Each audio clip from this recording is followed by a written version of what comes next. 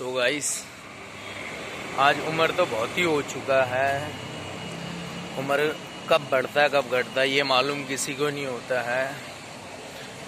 मैं कमाने लगा था 14 साल की उम्र में, दिल्ली में कोटियों में काम करता था।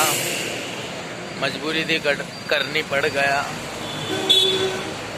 घर से निकल गया था बैग उठा के, स्कूल से बंक मार के। मजबूरी थी, गरीबी तो नहीं थी। 4 भाई थे, अकेली बहन थी। पढ़ तो नहीं सकते थे। अब क्या करें। मैं दिल्ली में काम करने गया तो अब 2006 की बात है, कब की बात है इतना मुझे याद भी नहीं है। तो मैंने सबसे पहले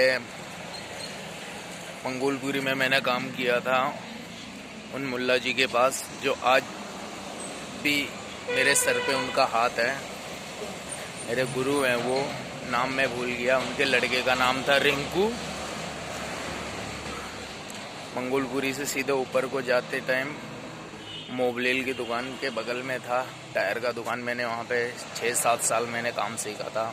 हालांकि मेरे को पैसा दिया नहीं दिया इस चीज़ का मुझे दुख नहीं है। तो मैंने कमाना सिखाया मुझे इस तरीके से।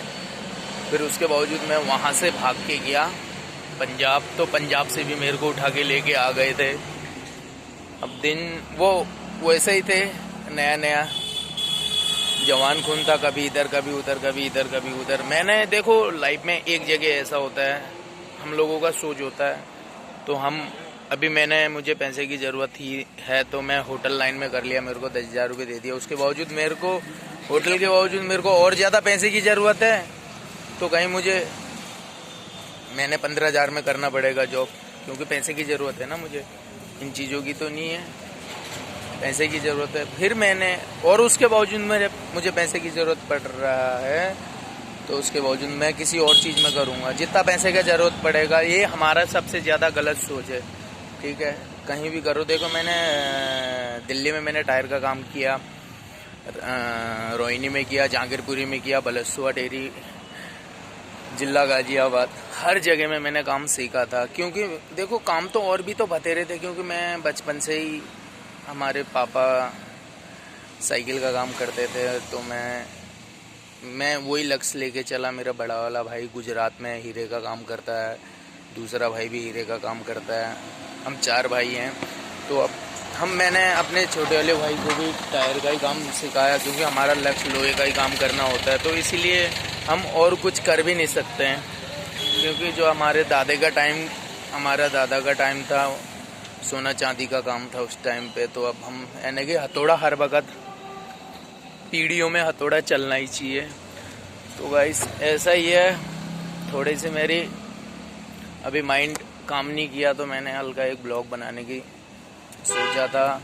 तो आज मैं बहुत ही खुश हूँ। देखो गरीबी सभी ने देखा है, कर्जा सबके ऊपर होता है, इंसान डिप्रेशन में रहता है, लेकिन वो रहना नहीं चाहिए। देखो घर में माँ बाप होते हैं, कर्जा होता है सबके, किसी के माँ बाप नहीं होता, किसी को कुछ नहीं होते हैं। कोई आदमी जहर खा के मर जाता, कोई आदमी फांसी लगा के। लेकिन ये सबसे गलत सोच लोगों की है, लेकिन ये नहीं होना चाहिए। क्यों? क्योंकि देखो भैया, जब तक हम जिंदा हैं जितना कर्जा होगा दे देंगे। जब तक बचे हैं माँ बाप का, जब तक सेवा करना है तब तक कर लेंगे। जब तक बीवी बच्चे साथ में हैं, जब तक बचूंगा तब तक सब कुछ कर लूँगा। देखो सबको ज़रूरत पैसे की है। देखो पैसा ऐसा चीज़ है ना, देखो एक गरीब के हाथ से पैसा आदमी कितना फटाक से पकड़ता है, क्योंकि पहले ब्याज में दिया हुआ होता है। वो गरीब ब्याज में लेता है पहले, उसके बावजूद जब साहू को देने जाता है तो कितना खुश हो जाता है। देखो अगर गरीब की हाथ की रोटी कोई अमीर खाने के लिए 10 बार सोचता है। क्यों? ये है थोड़ा सा डिप्रेशन ही, यही है। दुनिया चलता ही ऐसा है। देखो गरीब के हाथ की रोटी अमीर आदमी नहीं खाता। क्यों? क्योंकि खाता ही नहीं है। गरीब के हाथ के पैसे अमीर आदमी इतना जल्दी पकड़ते हैं, कोई जवाब ही नहीं है। क्योंकि उसका भी बहुत बड़ा लक्ष्य है, उसने भी कुछ सोच रखा है। अमीर 2 तरीके से बनते हैं, एक किस्मत से, एक मेहनत से। अब दूसरी बात, मेहनत तुम जितना भी कर लो वो मंजिल हासिल नहीं होता। क्यों? क्योंकि देखो कुछ पाने के लिए खोना भी पड़ता है। कुछ खोने के बावजूद कुछ मिलता भी नहीं है, ऐसा भी है। देखो जिस गरीब ने मकान बनाया उस मकान में वो गरीब कभी नहीं रहता है, क्योंकि वो तो फ्लैट के हिसाब से वो शहर में बना रखे होते हैं। उन्होंने तो खाली मजदूरी कर रखी है, इसीलिए तो मैं सोचता हूँ खुद को किस तरीके से सोचता हूँ, क्योंकि मुझे मालूम ही नहीं होता। तो ओके गाइस, हल्के से मेरे चैनल के लिए इतना ही।